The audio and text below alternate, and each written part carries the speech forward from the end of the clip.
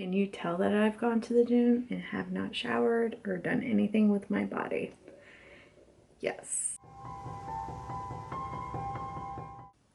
Hey guys, welcome to my channel. This video is my January 2020 wrap up.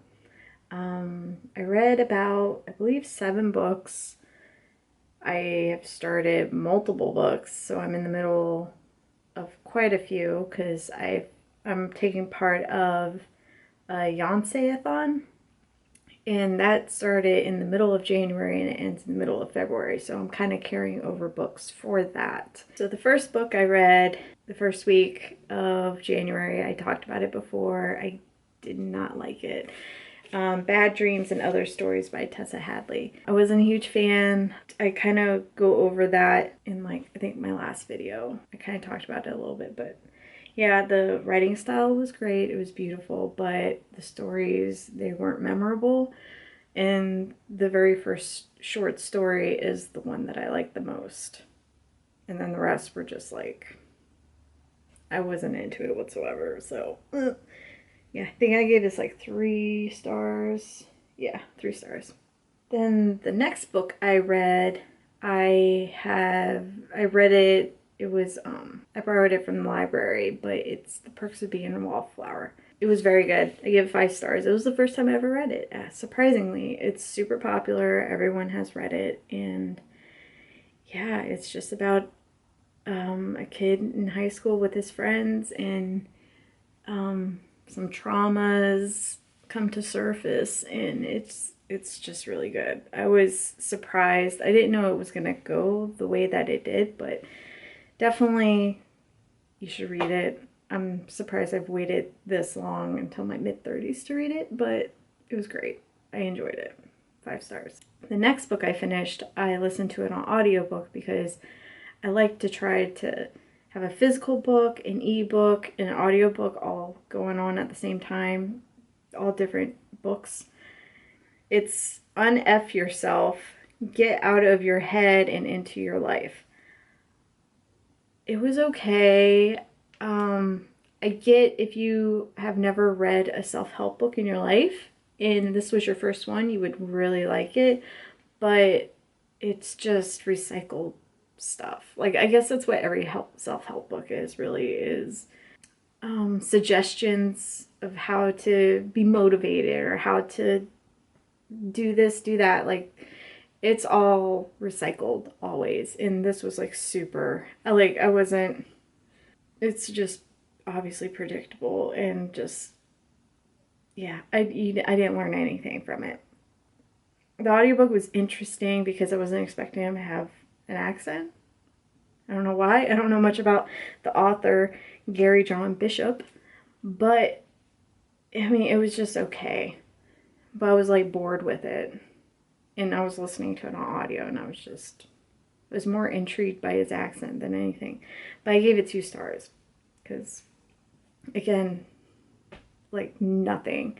I've read quite a few self-help books and I was just about it. The next book I read, or the physical copy of, The Immortal Asst by Chloe Benjamin. I really enjoyed this book. I like how it was written. I liked how it was organized. Each section is a sibling, and all the siblings early on, when they were young children, they went to a psychic witchy person, and she told them what age they were all going to die, or what date they were all going to die. And then after that, each section is about what that sibling or what that child did growing up.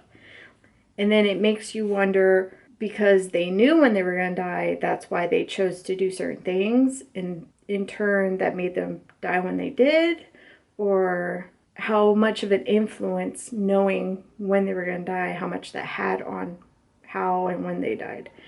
Really interesting. I enjoyed it. I read it really quickly because I was really engaged. I really enjoyed the first character. I think his name's Simon. Yeah, Simon, the very first one. I enjoyed his story the most.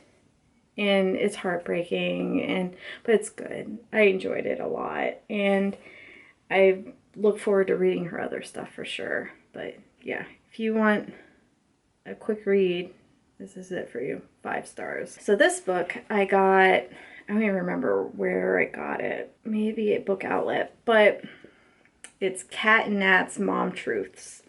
Embarrassing stories and brutally honest advice on the extremely real struggles of motherhood. This was really funny. I started to read this physical copy, but then I saw that they narrated this book. So I've never listened. They have a podcast and stuff, I guess. I never listened to it, but I wanted to hear the authors. So it was very funny and very relatable. As a new mom, they talk about delivery and having babies and just surviving momhood, and it's really funny. And obviously the book cover is perfect. But yeah, overall I really enjoyed it. I gave it 4 stars, and it's a really short read. Yeah, it's good advice too. They give really good advice. So if you're pregnant and you don't know what you're doing going into a delivery and what you're expecting and stuff, this might be a really good read for you, because it's not super clinical or anything like that. It's really, really funny and witty. So 4 stars. So the next book I finished, I've had as an e-arc since last year, and it's Twice in a Blue Moon by Christina Lauren. By the 2 of them. Yeah. So usually people, I've noticed with this book, people either really like it or really hated it. And I'm like on the spectrum. I'm like leaning more towards the disliking of it. It's not that I hate it. I enjoyed it, kind of, but it was just, again, it was just not memorable. And I just did not care about the story. In the very beginning, I was really into the beginning of the story. But then once, because it's about like, it is insta-love. Insta-love, and then something happens, and then they don't talk to each other. And then, I don't remember how many years later, like 10, 15 years later, they reconnect on a movie set. And then that's the part where I'm like, I love movie stuff. I have a background in production and stuff like that. So that was kind of funny to read the terminologies and stuff of making a film, but it was just not interesting. And I just didn't care by that point. And it wasn't surprising. Like, no, I don't know. I was just meh about it. It was just meh. So I gave that like 2.5, 3 stars. But I finished it. I finished the NetGalley arc finally. Yay. Yeah, it wasn't memorable whatsoever. But I read it mainly because I needed to read the arc, and it fits for my Yancey-a-thon, which I don't remember which prompt it was, but I think it was like co-authors and like yellow on the cover. I think I used it for 2 prompts, but yeah, it was kind of disappointing. Another book I have not finished, that I haven't finished, that I'm still in the wee beginnings of. I started it, but then it was like, I don't know. I don't know. I'm not sure how I feel. But it doesn't have dust jacket. I took it off. Serpent and Dove. It's okay so far. I'm like very, very, very, very, very in the beginning. And I was actually a little confused in the very beginning. I had to read it a few times over to figure out what the heck I'm reading. But I'm following along. But I ended up putting this down and picking up another book in place of it. But I'm going to still continue to read this. And my goal is to finish it by mid next month, because I'm reading this for the Yancey-a-thon also. I think this is for strong female lead or something, or I'm not sure. But Serpent and Dove, it's okay so far. The final book that I'm reading, well, physical final book that I'm reading is Queenie by Candace Carty-Williams. This book, it's not what I was expecting. It's a contemporary. It's about African-American female who she gets broken up with her boyfriend, and then it's like her life just goes down the drain. Like, so many struggles, and it's kind of eye-opening of how Black women are fetish-sized, and like, I don't know, it's super interesting because she has mostly white friends and white co-workers, and she dated a white man, and it's just interesting to read her experiences so far with at work, and just the low-key racism that's in everything, and she's dealing with it every day. And it's really interesting to read through. Like, I mean, I know I am a very privileged white woman reading it through my lens, but it's a little bit more eye-opening than I was expecting. I don't know what I was expecting from the book, but really, it's really good so far. And yeah, reading it for Readathon. This is for the prompt for book debut. Yeah.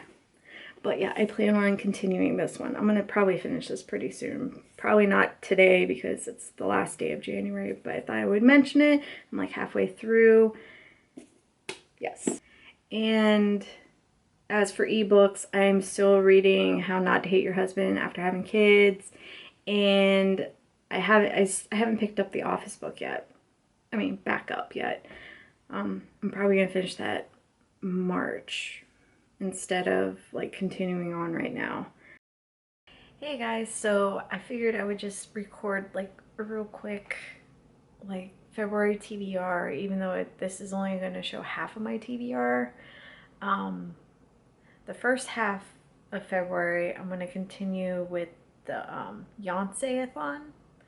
If you're interested, you can find her account on Twitter. It's like halfway through it already. It started in the middle of January until it's up until middle of February. Yeah, I'm gonna try to finish at least 3 more books, so it'd be cool if I could knock out 3 within the next like 10 days or so. Yeah, so I'm gonna continue with Queenie. I'm enjoying it so far. I talk about it in my wrap up a little bit. And then Serpent and Dove, I've started and I picked it up a little bit today. I had put it down and was starting to read Queenie and was more interested in Queenie than Serpent and Dove, but then I picked up Serpent and Dove today, but that's besides the point. Plan on reading this, and then the Bromance book club, which I have on my e-reader. So I'm gonna read all of these hopefully in the next couple weeks. So my secret TBR, it's for celebrating my birthday month. My birthday is February 12th and I turned 35. So I'm doing like a little special thing for that. I will reveal that TBR. I am doing a birthday month vlog. So I'll show you my experience for that. I'm doing something different, that's for sure, and should be interesting. I think I'm gonna have like 3 or 4 books for that TBR, the secret one, so should be exciting. It's a variety of genres, so